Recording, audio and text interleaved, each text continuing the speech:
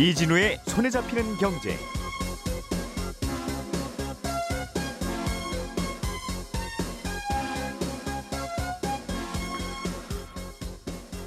안녕하십니까, 이진우입니다. 미국 주식시장의 대표 지수인 S&P 500 지수가 2년 만에 사상 최고치를 기록했습니다. 연초에는 좀 주춤하는 듯했던 뉴욕 증시가 다시 강세 흐름으로 돌아선 배경에는 인공지능이 의외로 예상보다 세상을 많이 바꿀지도 모른다는 기대감이 끌어오르기 때문인 것으로 해석되고 있습니다. 미국의 기준금리 인하 시점이 좀 더 늦춰질 거라는 전망이 확산되고 있습니다. 오는 11월에 치러지는 미국 대선에서 트럼프 전 대통령의 당선 가능성이 또 올라가고 있다는 점이 금리 인하를 늦추는 요인이 되고 있다는 해석도 함께 나오고 있습니다. 1월 22일 월요일 손에 잡히는 경제 시작합니다.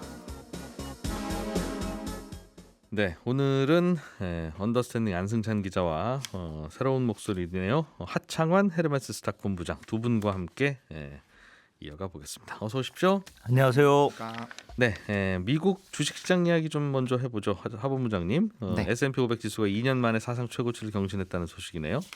네, 맞습니다. 뭐 사실 다들 아시겠지만 S&P가 이제 2년 만에 무려 이제 최고치 사상치를 또 기록을 했는데, 이게 바닥권에서 20%가 넘게 올라가면 대표적으로 이제 강세장으로 넘어가는 것이 아니냐라는 기대감이 불러일으킬 수 있는데, 일단은 S&P 지수가 다들 아시겠지만 이제 미국 증시에 상장된 양 500개의 대형주의 가격 움직임을 이제 보여주는 지수인데, 이거 자체가 이제 고점을 갱신을 했다라는 것은 상당히 큰 의미를 가지고 있다라는 거죠. 게다가 또 작년부터 약간의 좀 흔들림이 있었던 상황이기 때문에 증시에 좀 불안감이 생겼었던 그런 상황이고요. 말씀하신 대로 500개 종목을 묶어서 만든 지수이긴 한데 네. 그냥 S&P 7이라고 부르자. 맞습니다. 그냥 7개 이것만 움직이는 거지 뭐. 그건 그렇습니다. 할 네. 만큼 그 이른바 매그니피센트 7? 네. 7? 애플, 아마존, 알파벳, 마이크로소프트, 메타, 테슬라, 엔비디아 뭐 이런 회사들만 오르는 맞습니다. 네. 그런 상황이기도 해요. 네, 맞습니다. 그래서 그런 부분에서 일단 강한 기조가 나타나면서 단연 증시를 좀 끌어가고 있는 상황인데요. 일단 그 중심에 있는 것은 단연 AI입니다. AI가 굉장히 시장에서 또 핫하게 움직이고 있고, 대규모 이제 기업들의 투자들이 좀 진행이 되고 있다 보니까 거기에서의 시장의 관심도가 확 쏠리고 있는 상황이고, 그 AI가 확산이 되면서 이제 가장 크게 영향이 주는 것은 결국은 이제 반도체에 대한 수요의 급증이죠. 그 자체가 증시 자체에 굉장히 큰 활력을 불어일으키고 다양한 기업들에게 영향을 좀 미치고 있다라고 보시면 좋을 것 같습니다. 다들 AI로 몰려가는 바람에 AI 시대에 꼭 필요한 반도체 네. 수요가 급증한다. 그렇군요. 이런저런 AI에 대한 투자들이 많이 늘고 있게 해요. 정말 그 주요 IT 기업들 중에 이제 AI 안 하는 기업들이 거의 없을 만큼. 맞습니다. 네. 일단은 뭐 대표적으로 이제 아마존과 마이크로소프트에 대한 투자 이야기가 다시 한번 좀 불거졌는데요. 사실 이번에 또 다시 나온 기사들이 처음 나온 내용은 아닙니다. 이전에도 나왔던 내용이 다시 한번 좀 부각이 된 건데요. 그럼에도 불구하고 일단 굉장히 대규모로 투자가 진행이 되고 있다라는 점, 그리고 이제 파운드리 업체죠. TSMC 쪽과 연관성이 생길 수 있다라는 부분들이 상당히 좀 부각이 되면서 증시에 좀 확대 기조가 나타나고 있고요. 일단 뭐 대규모적으로 봤을 때는 아마존 같은 경우는 일본에 이제 27년까지 2조 2천억 엔을 좀 하는데, 이게 약 20조 원 수준이고요. 일단 마이크로소프트 같은 경우도 이제 3년 동안 영국에 약 4조 정도를 좀 투자를 하는 움직임들이 나타나고 있습니다.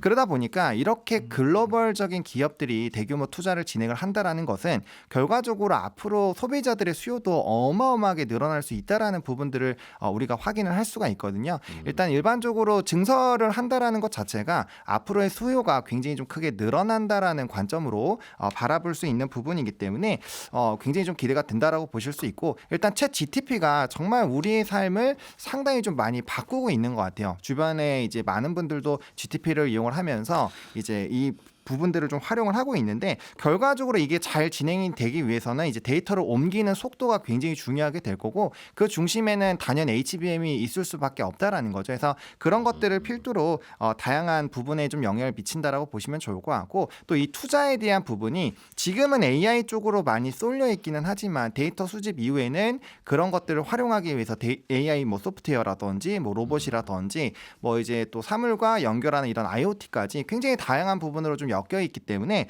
앞으로의 시장 자체는 굉장히 큰 변화가 나타날 수 있지 않을까라고 바라보고 있는 상황입니다. 지금 인공지능은 챗GPT에서 시작됐지만 그렇죠. 그 챗GPT라는 인공지능 등등을 많이 발전시키기 위해서는 여러 데이터들을 넣어줘야 되고 네. 그 데이터는 집안에서 주부가 냉장고 여는 시간대에도 중요한 데이터가 될 수 있으니까 맞습니다.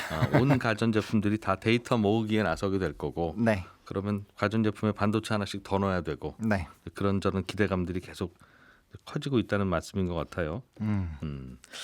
아무래도 마이크로소프트가 시총 1위 기업이 됐다는 게 아마 상징적인 사건. 네. 이제 인공지능 시대인가 보다. 지금까지는 2000년대는 PC의 시대였고 그 이후에 스마트폰의 시대로 넘어가면서 애플이 1등이었다면 맞습니다. 이제는 스마트폰하고는 관계가 없는 마이크로소프트가 1등이 됐다는 게 이게 인공지능 시대가 온다는 뜻 아니겠냐. 뭐 이런 해석도 있을 수 있는 것 같아요. 네, 맞습니다. 뭐 말씀 주신 것처럼 일단 시가총액 1위가 된다라는 것은 상당히 큰 의미가 있다라고 보시면 좋을 것 같습니다. 그 시대를 연다라고 보실 수가 있는데 말씀 주신 것처럼 PC에서 이제 스마트폰으로 넘어갔고 이게 다시 AI 쪽으로 넘어왔기 때문에 앞으로의 이 시장 자체가 굉장히 좀 크게 열릴 수 있지 않을까. 사실 애플이 이렇게 자리를 내줄 거라고 미리 생각하신 분들은 거의 없을 거라고 생각을 하고 있거든요. 그러니까 그만큼 마이크로소프트가 이제 회복이 되고 있는 이 상황이 굉장히 AI 쪽에서 투심 자체가 센티적으로 봤을 때 굉장히 좋아질 수밖에 없는 환경이 되고 있다라고 보시면 좋을 것 같고 실질적으로 마이크로소프트라는 기업의 이런 실적을 보시더라도 뭐 사업 포트폴리오의 재편과 M&A 그리고 이제 중국 리스크를 회피하는 이런 여러 가지 전략들을 하면서 매출액과 순이익이 상당히 좀 좋아지고 있고 기업의 데이터 넘버 자체도 좋아지고 있는 상황이기 때문에 이게 막연하게 그냥 기대감으로만 좋아지는 것은 아니다. 그럼 마이크로소프트 이렇게 기업의 실적도 좋아지고 사업의 포트폴리오가 좋아진다라는 거는 앞으로 AI와 연관되어 있는 대부분의 기업들이 상당히 좋아질 수 있지 않을까라는 기대감을 또 커지게 만드는 요인으로 작용할 수 있기 때문에 상당히 좀 큰 의미를 가질 수 있다라고 보시면 좋을 것 같고 뭐 대표적으로 마이크로소프트 하면 이제 오픈 AI를 또 빼놓고 얘기할 수가 없는데 이것 때문에 오르는 주가죠. 뭐 마이크로소프트의 기존 사업이야 뭐 잘하는 거 이미 알고 있었고. 그렇죠. 다만 좀 지루한 사업 아니냐. 맞습니다. 이런 정도의 느낌이 살짝 있었는데 성장 엔진이 생겼다고 보는 거겠죠. 그렇죠. 그래서 뭐 오픈 AI가 이제 1년 만 57배나 성장을 한 것도 결국에는 엄청나게 많은 수요가 있기 때문에 이뤄진 쾌거가 아닌가라고 바라보고 있는 상황입니다. 그러게요. 이 열풍을 가만히 들여다보면 예전에 그 미국의 서부 개척 시대에 네. 서부로 가면 금광이 있대. 라고 해서 다들 몰려가는데 그중에서 먼저 돈 버는 사람들은 그렇죠. 곡괭이 팔고 네. 청바지 팔고 그렇죠. 하는 그런 사람들이었는데 AI 열풍도 저쪽으로 가면 뭔가 있나 봐라고 다들 달려가고 있는데 그 와중에 인공지능 하려면 이런 반도체 사셔야 돼요. 네. 하는 그 반도체 회사들이 일단 돈을 많이 벌고 있다는 거죠. 맞습니다. TSMC. 네, 일단 뭐 TSMC 같은 경우도 사실 저번 주부터 시작한 이제 또 증시의 활황을 일으킨 또 주요 요인이라고 보실 수가 있는데 일단은 뭐 말씀 주신 것처럼 이렇게 판매를 할 수 있는 여건 자체가 굉장히 좀 높아졌다라는 것이 상당히 좀 긍정적이고 일단 TSMC CEO 같은 경우도 강력한 AI 수요를 바탕으로 이제 앞으로의 성장성이 굉장히 좋아질 거다라는 엄청나게 높은 이런 전망치를 좀 내놓은 상황이죠. 그러다 보니까 기대감 자체가 굉장히 높아진 상황이고 뭐 아직까지는 주요 반도체 종목군들이 뭐 이런 감사한 흐름들이 유지가 되고 있지만 만약에 이렇게까지 수요가 늘어나는 국면으로 넘어간다면 당연히 좀 달라질 수 있겠죠. 게다가 오픈 AI의 이제 샘 올트먼 CEO가 뭐 자체 인공지능 개발을 위해서 UAE 투자자들이라든지 뭐 대만 TSMC와의 협업을 한다 이런 얘기들도 지금 솔솔치 않게 나오고 있는 상황이기 때문에 앞으로 좀 기대감이 높아질 수밖에 없고 또 오픈 AI 같은 경우는 GPT 이제 4에 대한 주요 개발 업그레이드를 진행 중이잖아요. 또 이게 나오게 됐을 땐 또 유료화와 더불어서 시스템 자체가 굉장히 좋아질 것이라는 기대감이 있기 때문에 뭐 상당히 뭐 전반적인 분위기 자체가 좋아지고 있다라고 보시면 좋을 것 같습니다. 인공지능이라는 게 좋은 반도체 막 많이 사서 많이 때려 넣으면 네. 좋아지나 봐요. 일단은 지금은요. 예, 네. 개발하는 분들도 이게 왜 좋아지는지는 잘 모르겠는데 네. 아무튼 많이 좋아지고 있어. 맞습니다. 나도 이렇게 좋아질 줄은 잘 몰랐어라는 반응 들이더군요. 아무튼 그래서 인공지능 열풍이 이 새해에 미국 증시에서는 바람으로 나타나고 있다는 네. 내용일 것 같은데 우리나라 투자자들은 그럼 다 그냥 따라가면 되는 겁니까? 대체로 보면 우리나라는 여기에서 이제 반도체 공급하는 회사 정도가 이 트렌드에 따라가는 것 같아요. 맞습니다. 일단은 단기적으로는 이제 말씀해주셨던 것처럼 데이터를 수집을 해야 되는 지금 기간입니다. 그러다 보니까 데이터를 수집하는 쪽과 연관성이 있는 기업들을 먼저 보시는 게 맞고요. 그다음에 지금 데이터를 수집을 하더라도 이제 데이터를 옮기는 속도 자체가 좀 이슈가 되고 있기 때문에 그와 연관된 뭐 대표적으로 좀 부각됐었던 기술이 이제 CXL이라는 기술이죠. 그러니까 그런 것들을 좀 일단 단기적으로 보시되 이게 수집이 끝나고 났을 때부터는 정말 다른 개념으로 넘어갈 수 있거든요. 그러니까 데이터를 수집할 때까지는 엔비디아가 가장 뜨거운 감자 중에 하나이겠지만 수집이 끝난 다음부터는 얘기가 달라질 수 있습니다. 앞으로 활용을 해야 되기 때문에 소프트웨어 쪽도 당연히 뒷받침이 돼야 되고요. 그다음에 그걸 통해서 가장 많이 활용할 수 있는 것 저는 아무래도 로봇이라고 생각을 하고 있거든요. 그래서 로봇이라든지 뭐 XR이라든지 인공지능을 활용하는 것은 결국 로봇일 것이다. 네, 저는 그렇게 생각을 하고 있습니다. 그러니까 이거는 사람마다 생각이 좀 다를 수 있는데요. 어쨌든 그 데이터를 수집한 이후에 활용도를 어디까지 펼쳐 나갈 것이냐, 그리고 어디가 가장 많은 기업들의 돈을 빨아들이고 사람들의 수요를 끌어낼 것이냐, 이거를 중심으로 좀 보시면 좋지 않을까 생각을 하고 있습니다. 데이터를 수집한다는 게 무슨 뜻이에요? 그러니까 이제 빅데이터를 이제 모아서 이제 옮겨줘야 되잖아요. 어디에다가? 인공지능한테? 그렇죠. 인공지능한테 옮길 수도 있고요. 여러 가지 데이터들이 모여 있어야 그 변수에 따른 상황에서의 대응을 할 수 있기 때문에 그건 그냥 전선으로 연결해 놓으면 데이터 가는 게 아닌가 봐요. 그렇죠. 물론 전선으로도 이어서 할 수 있지만 우리가 이제 자유도를 위해서는 무선으로 옮길 수 있게 해야 되고 그에 따라 이제 통신망이라든지 뭐 위성이라든지 이런 쪽으로도 확대가 될 수 있어서 실시간으로 데이터를 모아서 써야 되니까. 맞습니다. 네. 그 과정에서 통신이라든가 계산하는 칩들이라든가 이런 게 많이 필요할 거다. 그렇습니다. 그리고 데이터가 엄청 막강하기 때문에 그 수많은 데이터들을 정말 빠르게 훑어야 되잖아요. 그렇기 때문에 속도 부분이 굉장히 좀 중요시가 되고 있다라고 보시면 좋을 것 같습니다. 예. 자, 다음 소식으로 넘어가 보겠습니다. 안승찬 기자. 네. 그 미국이 기준금리를 빠르면 3월 달에도 내릴 거야. 이제 2024년 되면 금리 내려갈 일밖에 안 남았어요. 하는 게 이미 작년 하반기에 반영이 돼서 작년 하반기에 미국 금리가 특히 장기 금리가 먼저 많이 내리기도 했는데 예. 야, 이게 생각보다는 안 내릴 것 같아? 하는 쪽으로 분위기가 바뀌고 있습니까? 그거 좀 바뀌고 있습니다. 그 연방 기금 선물이라고 해서 예. 미국의 기준금리를 놓고 이게 앞으로 어떻게 될 거냐 이렇게 이제 예상하는 선물 상품이 있거든요.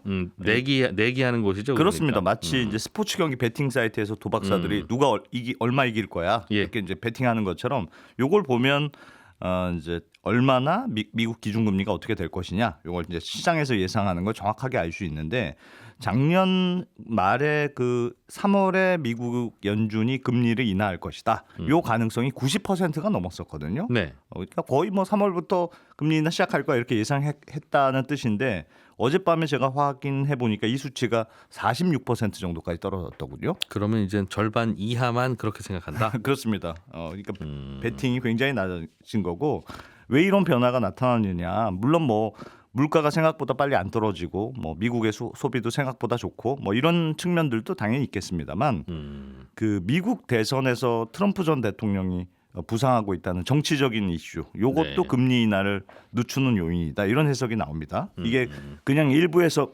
죄송합니다. 일부에서 떠드는 얘기가 아니고 그 애틀란타 연방준비은행의 그 보스틱 총재라는 사람이 있는데 이 사람이 지금 그 연준에서 금리 투표하는 위원 중에 한 명입니다. 네. 연준 내에서도 대표적으로 금리 좀 빨리 내려라 이렇게 주장하는 비둘기파로 속하는 인물인데 예. 이 사람이 최근에 뭐라고 말했냐면 연준이 기준금리를 내려서 정상화시키는 시점은 3분기는 되어야 될 것 같다. 근데 그 이유 중에 하나가 올해 미국의 대선이 있어서 그렇다. 이렇게 말을 했습니다. 무슨 관계가 있다는 거예요? 이게 사실은 트럼프의 재집권 가능성을 두고 조금 올해는 보수적으로 움직여야 된다. 이런 얘기를 한 것으로 지금 해석이 되고 있습니다. 트럼프 대통령의 인기가 생각보다 강하다. 그렇죠. 왜냐하면 그게 이제 트럼프 대통령하고 금리하고 무슨 관계가 있냐면 트럼프 정부 때 가장 강력했던 게 무역 전쟁 아닙니까? 예. 그러니까 그때도 관세를 아주 높이는 정책을 펴왔는데 지금 그 트럼프 캠프 쪽의 대선 공약을 보면 자신이 당선되면 모든 외국산 제품에 대해서 지금보다 10%포인트 관세를 추가로 부과하겠다. 이런 내용이 들어가 있습니다. 그러니까 물론 우리나라처럼 FTA 맺은 나라들은 뭐 예외를 받을 가능성도 있겠습니다만 어쨌든 트럼프는 지금보다 관세를 올리겠다는 입장 굉장히 명확하고요. 실제로 수입하는 물건에 전보다 10%포인트 관세를 높인다. 그럼 그만큼 이제 물건값이 올라간다는 뜻이니까 네. 이거는 물가를 상승하는 요인이 될 수 있는 거 아니냐 이런 걱정이 있는 거고 음흠.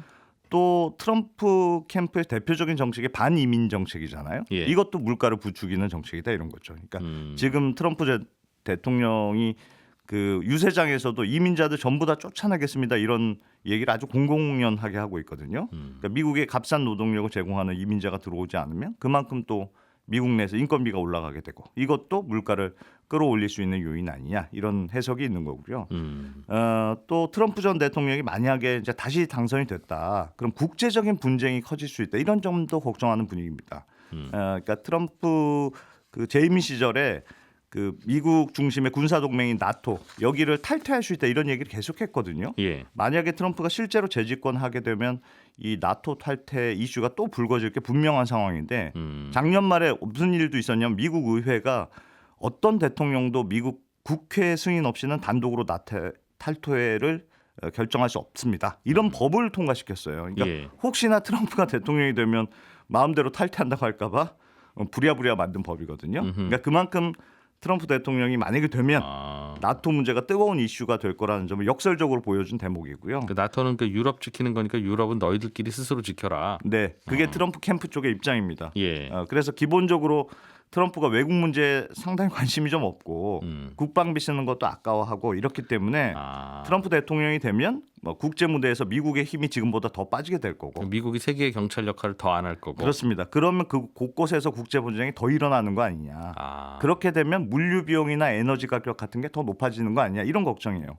지금도 왜 홍해에서 후티 반군이 지나가는 선박을 계속 공격하니까 그 홍해하고 연결된 스웨즈 운하 이용이 평소보다 한 절반 가까이 줄었지 않습니까? 예. 스웨즈 운하를 이용 못하니까 멀리 그 남아프리카 희망봉 돌아서 이렇게 유럽으로 가야 되는데 그럼 예. 한 열흘 정도가 더 걸려요. 그러니까 그만큼 물류비가 올라갈 수밖에 없는 환경이다. 이렇게 해석이 되는 겁니다. 트럼프 집권하면 그러면 그 이런저런 이유로 그렇게 물가가 올라갈 것 같으면 그럼 대선 결과 보고 우리 기준금리 결정합시다라고 한다면 말이 되는데 네. 3분기는 아직 대선 결과가 안 나왔을 텐데 그때는 돼서야 내릴 거라는 말은 네. 사실은 지금 내려야 되는데 그때까지 좀 보자는 뜻인 것 같고 네. 트럼프가 되면 근데 기준금리 내리라고 이런 압박 저런 압박 많이 할 거 아니겠어요. 그렇습니다. 그분은 말로 잘 안 하지 않습니까? 뭐 연준 의장 잘라버리겠다 뭐 이런 말도 막 하고 그랬죠. 예전에. 그러니까 어차피 트럼프가 되면 내려야 될 금리 미리 좀 갖고 있자. 미리 내려놓으면 우리 카드가 줄어드니까 어차피 대통령 되고 나면 그때 내려달라고 할 테니 그때 내려주자. 그런 측면도 있습니다. 알겠습니다. 근데 트럼프가 대선 후보로 못 나올 수도 있다는 그 사법 리스크 때문에 네. 그런 얘기도 있지 않았어요? 그런 얘기도 있죠. 그러니까 그 2021년에 트럼프가 재선에 실패했을 때 그때 당시에 트럼프 지지자들이 미국 의회에 난입하는 그런 사건이 있었잖아요. 그때 이제 트럼프 전 대통령이 뭐 트위터에 뭐 이런저런 독려하는 발언들을 했다. 그래서 트럼프가 이제 대선 후보 자격을 박탈해야 한다. 뭐 이런 소송이 각 주마다 제기가 됐는데 일부 콜로라도주 같은 데서는 뭐 대선 후보 자격이 없다 이런 판결도 나오긴 했습니다만 그건 좀 너무 과하다 이렇게 판결이 좀 주마다 엇갈리고 있습니다. 이게 왜냐하면 미국의 법이 좀 애매하게 돼 있는 측면 때문에 그런데요. 미국의 수정헌법 14조 3항이 문제인데 이 어떤 조항이 있냐면 폭동에 가담한 사람은 공직에서 배제한다 이런 조항이 있습니다. 근데 이걸 근거로 해서 트럼프는 대통령 후보가 될 자격이 없다 이런 주장이 나오는 건데 사실은 이 조항을 잘 보면 공직이라는 게 뭔지 구체적으로 예를 또 드러났어요. 근데 여기에 보면 상하원 의원, 위 의원들하고 또 대통령을 뽑는 선거인 이런 것만 나열이 돼 있고 대통령은 언급이 없단 말이에요. 대통령 그 자체는 그렇습니다. 그래서 설령 폭동에 가담한 게 사실이라고 하더라도 대통령 후보에서 박탈할 법적인 근거는 없는 거 아니냐 이런 의견이 나오는 거예요. 근데 이게 예전에 미국의 남북 전쟁 직후에 이제 흑인들 인권 보호하고 남부 지역의 인사들이 의회에 진출하는 걸 막기 위해서 만들었던 굉장히 오래된 법이어서 적용한 사례도 거의 없고 사문화된 법에 가까웠거든요. 근데 이걸 지금 적용하려고 하니까 살짝 좀 약한 건 사실인데 어쨌든 그래서 판결이 엇갈리고 있고 중요한 건 그래서 연방 대법원의 판결입니다. 지금 트럼프 캠프 쪽에서도 연방 대법원에 이제 상고를 했고 이걸 그 심리를 받아들였기 때문에 다음 달부터 심리가 진행될 예정이거든요. 그럼 연방 대법원이 트럼프의 출마를 막을 수도 있고 못 그렇습니다. 허용할 수도 있는데. 네. 근데 지금 예상은 조금 더 유리하게 판결될 트럼프 쪽이 유리하게 판결될 거라는 예상이 많거든요. 왜냐하면 9명의 대법관 중에 6명이 보수적이고 예. 그 중에 3명은 또 트럼프 대통령이 직접 임명한 인물이에요. 음. 그러니까 조금 아무래도 팔이 살짝 안으로 굽지 않겠느냐 이런 건데 그래서 지금 연방 대법원이 아예 뭐 문제가 없다고 판결하거나 결론을 미루거나 할 수도 있다.